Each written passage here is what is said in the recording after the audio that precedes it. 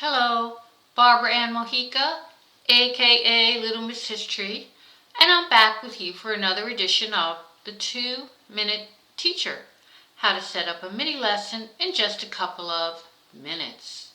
Today's lesson is fun with geometry. Geometry for all ages. And this is an activity that can be adapted to many age groups of children. First of all, you just need a few materials. Some paper of your choice, some scissors, some glue, and optional arts and crafts supplies to add if you like.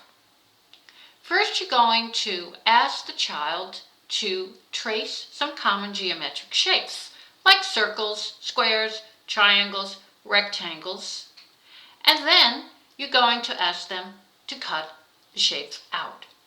Once we have the shapes, ask the child or student to think of some of their favorite animals and then use the shapes to form these animals.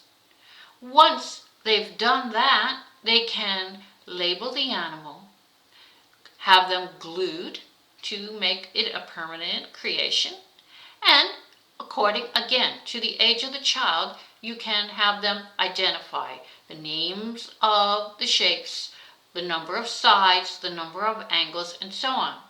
Now, if you have a group of children of different ages, you can have older children work with younger, or older siblings work with the younger siblings.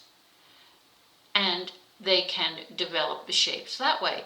As a bonus, this activity is a good fine motor activity that will develop motor skills as well. You can come back to this as many times as you like. Now here's a sample from my Pinterest board. This comes from teachersavvy.com on my Teachers Pay Teachers. And you can see some of the shapes that children have made. A frog, a fox, a cat, a rooster, a snake, and so on.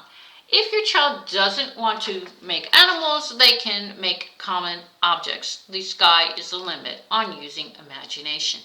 I hope you've enjoyed this little activity. It's one you can come back to over and over again.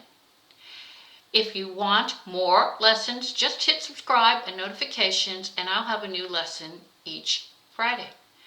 Want more resources? Check out my website for all kinds of learning opportunities at www.littlemisshistory.com. Till next time, bye.